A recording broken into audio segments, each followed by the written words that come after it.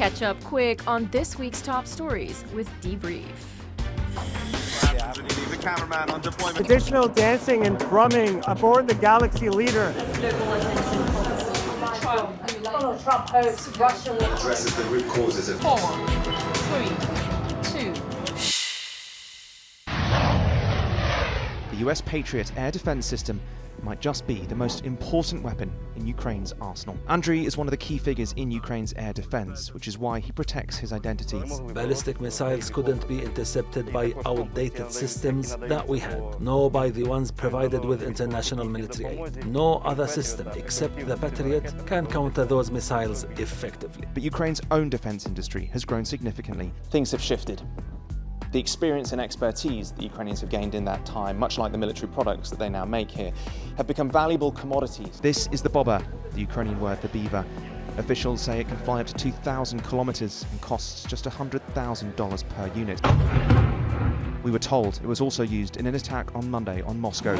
This is part of Joint Viking, a Norwegian-led NATO military exercise involving 9 countries, including the US. What they did keep repeating back to us was they believe in NATO. That if the Americans leave NATO, they still think the alliance can survive. Russia's defence ministry claims that its forces have recaptured several regions in the western area of Kursk. Moscow also has seized territory, it says, in Ukraine's neighbouring Sumy region for the first time since 2022. Russia has launched air raids on the Ukrainian capital Kiev just hours after the US said it has a ceasefire plan. US President Donald Trump has hailed what he says were productive discussions between his US envoy Steve Witkoff and Vladimir Putin. Earlier in the week, there have been talks between Ukrainian and American officials in Saudi Arabia, with the two sides agreeing to push for an initial 30-day truce. Many could argue that the success of these talks were not only a win for Marco Rubio, but American diplomacy at large. The Americans really turned up the heat. Ukraine welcomes this proposal.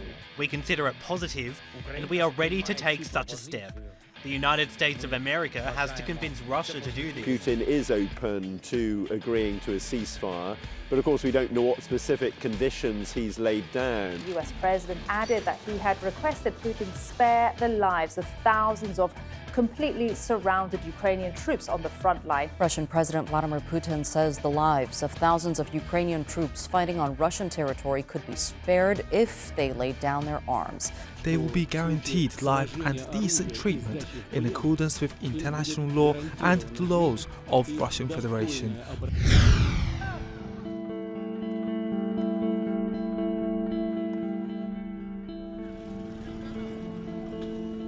Hamas has agreed to release a US Israeli hostage and the bodies of 4 others.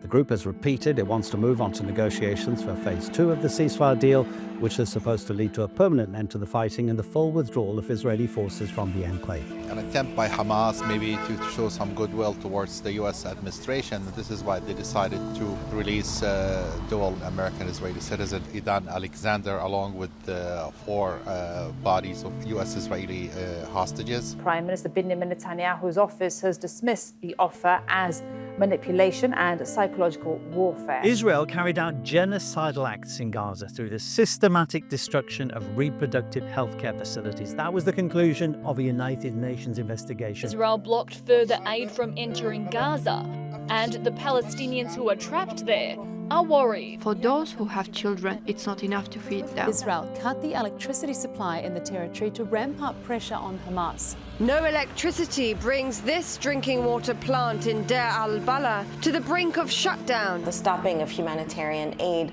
the deliberate stopping of supply of electricity, of water, of medicine to the civilian population amounts to a war crime. A lot of Palestinians in Gaza are still being killed by Israel on a regular basis. In an apparent change of stance, US President Donald Trump now says no Palestinians will be expelled from the Gaza Strip. Chaos outside Columbia University in New York on Monday, where demonstrators demanded the release of Mahmoud Khalil. He was one of the main student organizers of last year's pro-Palestinian tent demonstrations. The lead negotiator with the Columbia administration. He was arrested even though he's a lawful permanent resident with a green card. He has not been charged with any charges at all. Here's the news in brief, where we bring you even more top stories. Starting in Syria, Damascus has signed a deal with the SDF, the Syrian branch of the PKK-YPG terror group, declaring a ceasefire across the country. The SDF has also agreed to fold its forces into Syria's military and turn over all infrastructure and territory under its control. Syrians displaced by the war will now be able to return to their cities and villages in the northeast.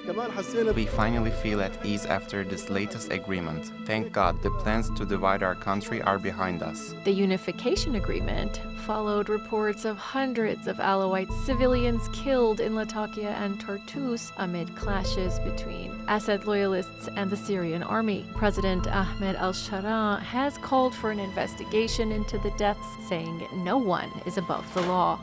And smack in the middle of Syria's efforts to unify, Israel is busy working to divide. While it blocks any chance of aid to millions of Gazans, Tel Aviv has sent 10,000 packages of basic goods to Druze communities, mainly in South Syria's Suwaida governorate. Israel has occupied Syria's Golan Heights next to Suwaida since 1967 and was accused of seeking to expand further. And moving west, Donald Trump's territorial ambitions are shaping Greenland's domestic politics. But we need it really for international world security, and I think we're going to get it.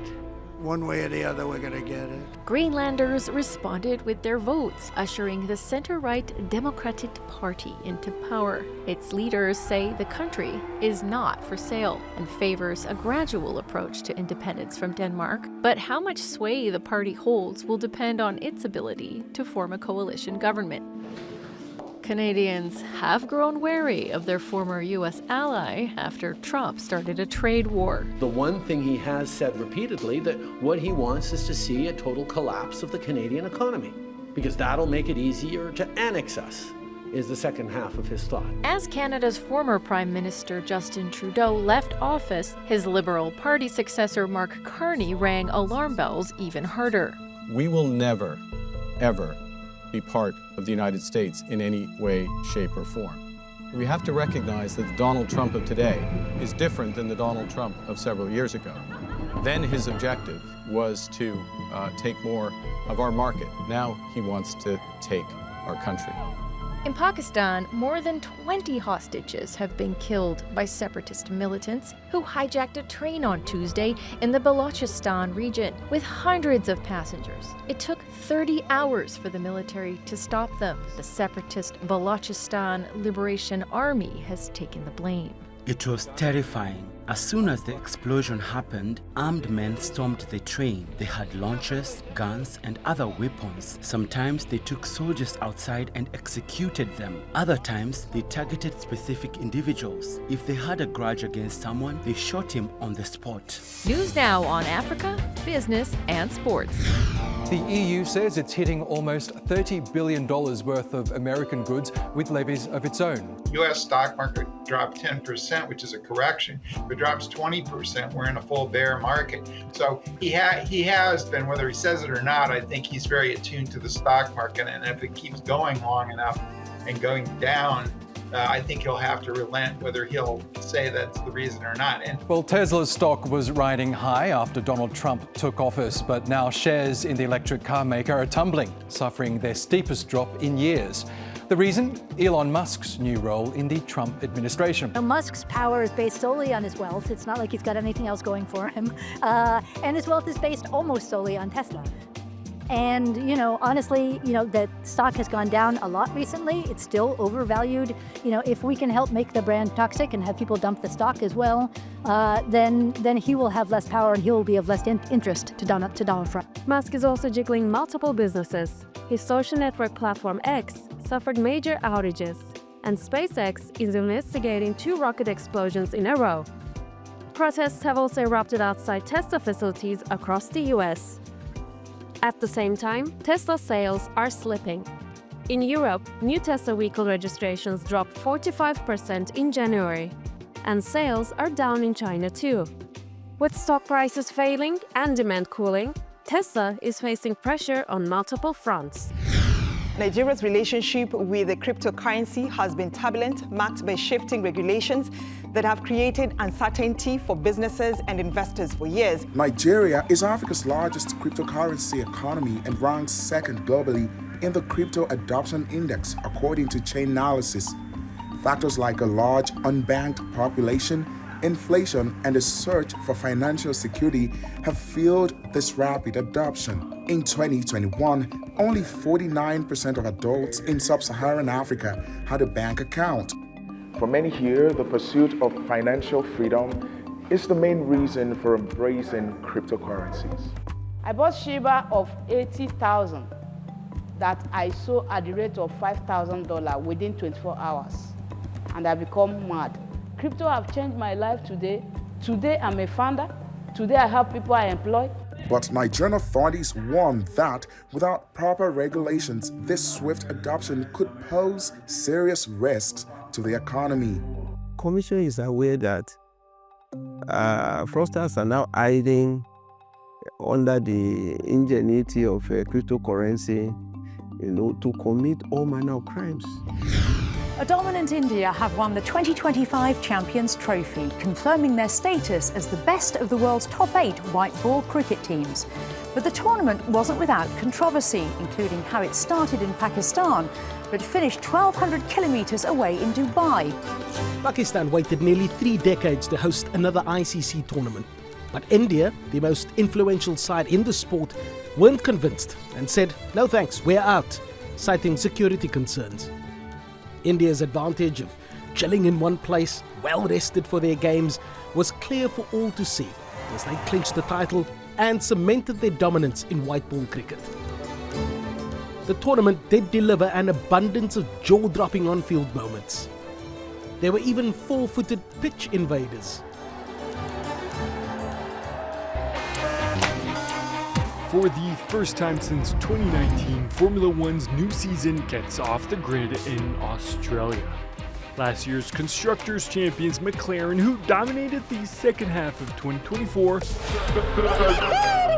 are clear-cut favorites to pair that success with the driver's title as well. The Woking team's frontman Lando Norris is more than ready to turn potential into victory. But Lando will have to get past 4-time defending drivers' champ Max Verstappen, who's arguably still the most talented driver on the grid. Can Max Verstappen make it 5 straight titles, and what would it take? It's going to be a lot tougher this time. I think going into this season, the biggest difficulty they've got is that they've lost their top man.